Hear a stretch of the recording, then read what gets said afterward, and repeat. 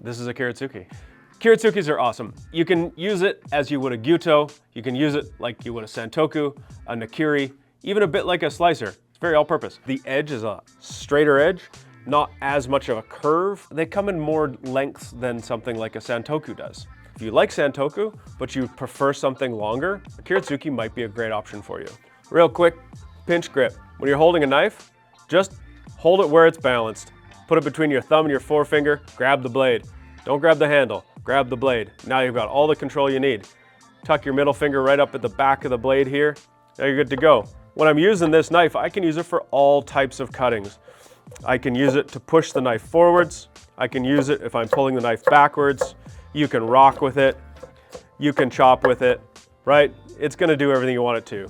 Something I really like using a knife this size for is doing these horizontal kind of cuts. A Kiritsuke is great for that too. You've got a nice length, but that straight edge also helps you slide through nicely. This cucumber, we could slice across as it is now, or say we wanted to take the seeds out because we didn't want that much moisture. Sometimes you're gonna make a Greek salad. If you don't eat it right away, a lot of the liquid comes out and it's kind of weird soupy salad. This will help to reduce that liquid by cutting out the seeds. So I'll cut the cucumber into a quarter, and now I'm gonna fillet the seeds out of the cucumber. So with this knife, it's great. I just put my finger up towards the spine. You'll notice my hand isn't over the cutting board. It's actually away from the cutting board, so the knife can be perfectly parallel all the way down to the cutting board. And then I just put the knife, just make a slight incision and then slide it through, and I can remove all the seeds. That's gonna keep whatever I'm using now from getting really watery with that cucumber. Now I've got this nice, pure, smooth, meaty piece of cucumber. When you cut it, it's gonna look great too. So you can see you can get away with doing that rocking motion. I'm just not pulling the heel of the knife up really high because I don't want that tip getting stuffed into the cutting board, liable to snap it off if you push into the tip if it's stuck into your cutting board. Something that's great with this fine little tip on a Kiritsuke is you can do some nice precision work. Something like an onion, you want to cut it and so it's very, very small pieces. That way, when you put it in your food or your sauce, it kind of just disappears. I expect peeled onions on next time. Sorry, chef. If I want to make nice little fine cuts of the onion, I just want to do very close together slices. That tip's really great for that. You can really slip inside of that, cutting very nice thin slices. So I'm holding the onion together by leaving the root intact. I'm letting the onion itself hold itself together. And I'm just using the knife to slide through and make vertical cuts all the way down to the cutting board, all the way through the onion, but I'm leaving this back kind of 5 millimeters attached here. That way, it doesn't all fall apart. So when I'm gonna go back across and make a small dice, it's not gonna be all over the place. I'm gonna be able to get much closer, much more accurate cuts. Now the sides, because they're round, will come out as more rectangular chunks. So I'm just gonna go and cut through them a little bit. Now, I'll take this Kiritsuke and I'll just run over those initial slices, and you see it just falls away into a really nice dice. Something nice with this Kiritsuke, the height of the blade allows me to cut through something bigger like an onion or even something bigger like this fennel. I still have a good amount of weight here that got the mass of the blade. I'm not pushing at all, I'm just sliding the knife. The length of this knife is perfect too. It's about 8 inches, it's 210 millimeters. That blade length really allows me to slide the knife through. It's doing the work, not me. And with that edge being pretty straight, especially the back 2/3 of the knife, when it hits the cutting board, it's all cutting at one time. I just need to slide the knife with just a little bit of pressure across the cutting board and it's gonna cut through all the food. That way I'm not gonna get into this weird thing where I'm wiggling the food apart and then trying to scrape it apart.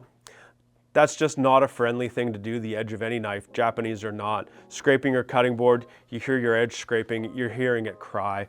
It's not happy with you. It's not gonna be sharp. You're gonna crush your onions next time. You might as well not use them or, I don't know, put them in a blender. Yeah, I was talking about the onion and that straight edge cutting through, hitting your cutting board at one time. You know, green onions are one of those things that you can do a bunch of cutting and then you pick it up and you look back and it's all strung together. All right. Gonna pinch grip the knife.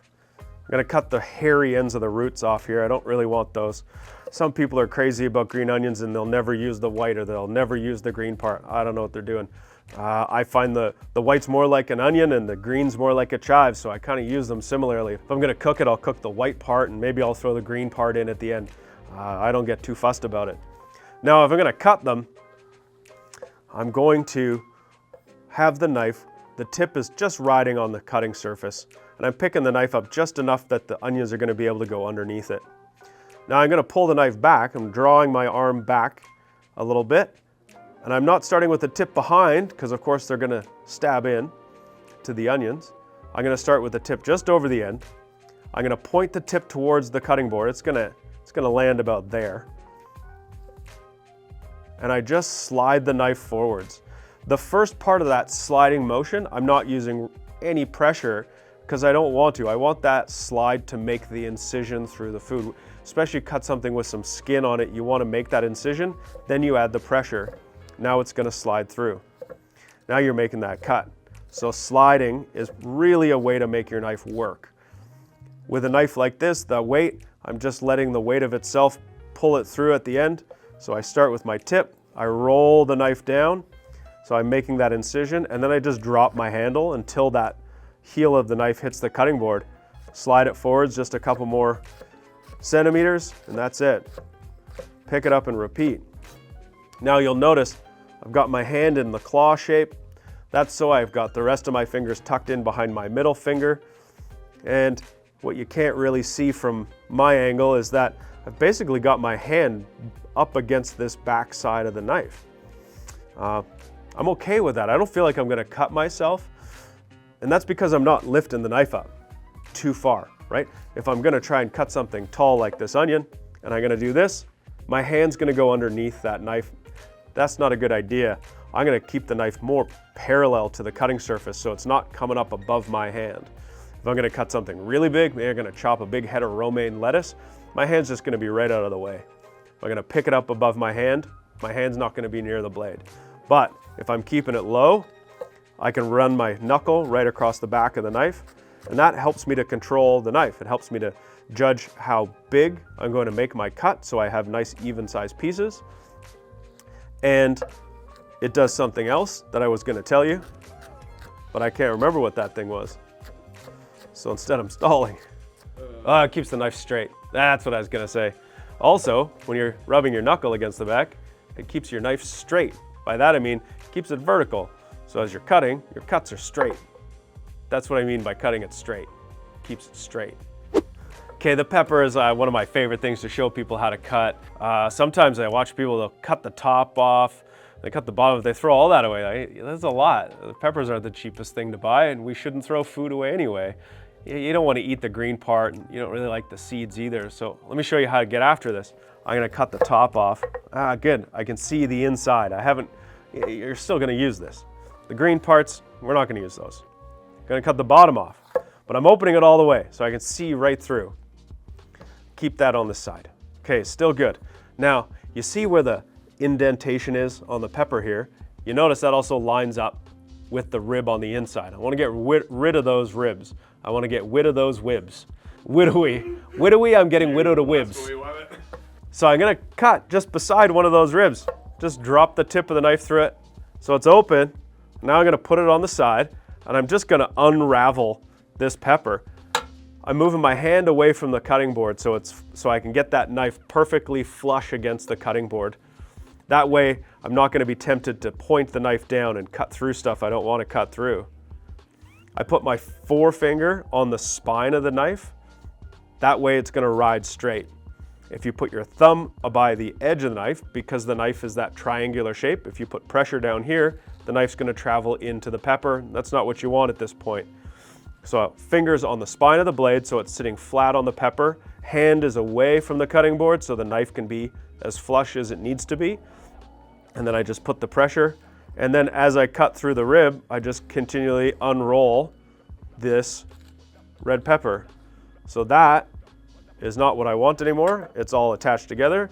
There aren't a million seeds spread over my cutting board.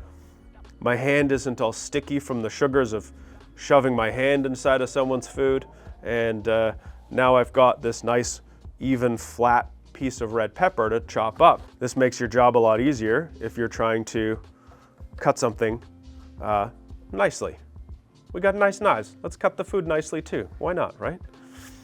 Now, I'm gonna show you a fun trick that you can also do if you wanted to fillet your pepper to make really super, super fine. Jesus, this knife is sharp. You can make it super thin, so now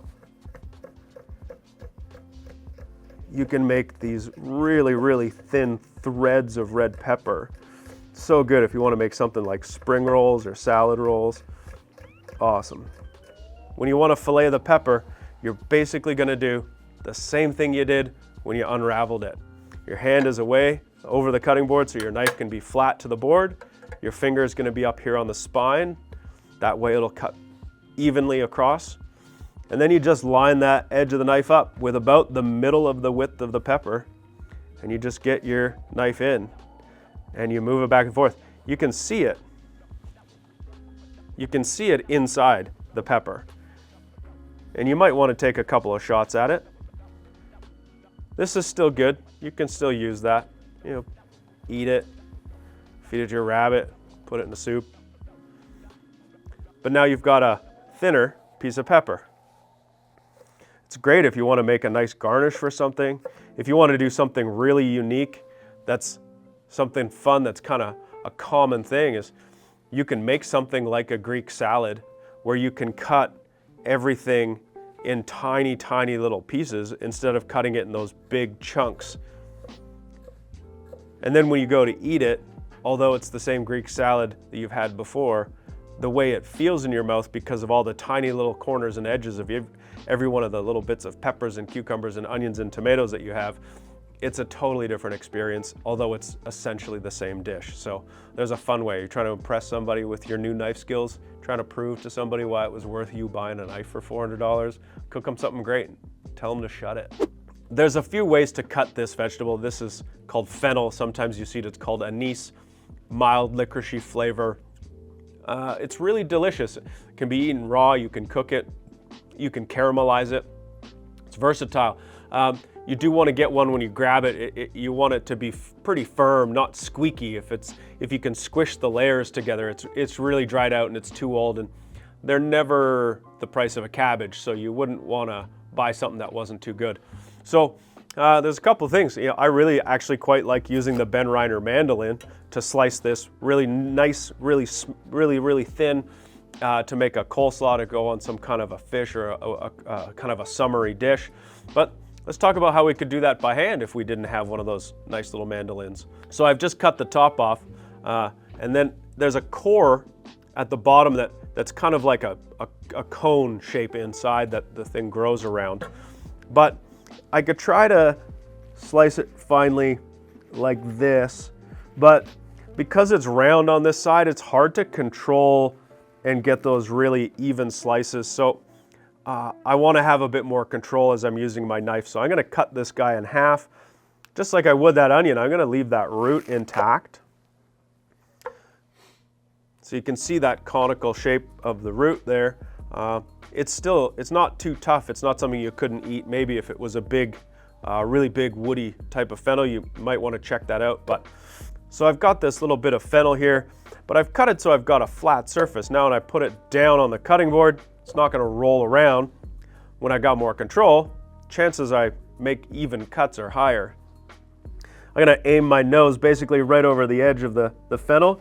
The top of the spine of the knife, I'm looking straight down on it. I want to try and cut this as thin as possible. I'm sort of challenging myself here. So when I look straight down, I only want to see just the spine of the knife. If I can see the face of either side of the knife, it's probably not straight. So I got my knuckle, the middle knuckle of that claw hand bumped up against the back of the blade here. I'm sliding the knife just to make that incision, and then I'm following through. So if I get myself set up, I know I'm going to cut it pretty straight. So the next thing I got to worry about in terms of a nice thin straight cut is what my elbow's doing. If I'm tucked in straight to my body with the knife coming this way, I don't have much range of motion. So I'll end up doing weird stuff and the knife won't travel straight. So I try to move everything at about a 45-degree angle here. Now my arm can travel straight, freely, without kind of bumping into me. Doesn't mean I'm stopping and twisting the knife to use my wrist to make the rest of the cut.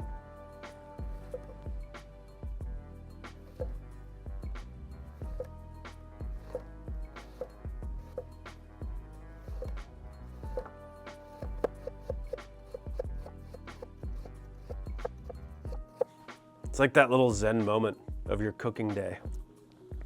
Spend a few minutes trying to cut something really thin. You got to focus on it. Yeah, you're holding a really sharp knife. You can't really think about anything else, and that upset customer or that angry boss you just dealt with today kind of disappears. It's pretty good, and then you get to eat. It's all right. Now, if you want to do something with your fennel that wasn't shaving it really thin, you can actually just cut it in wedges. I really like just roasting wedges of fennel. It's got a great flavor to it. It's something different. So I will cut it, and I'll cut it through the core that holds it together.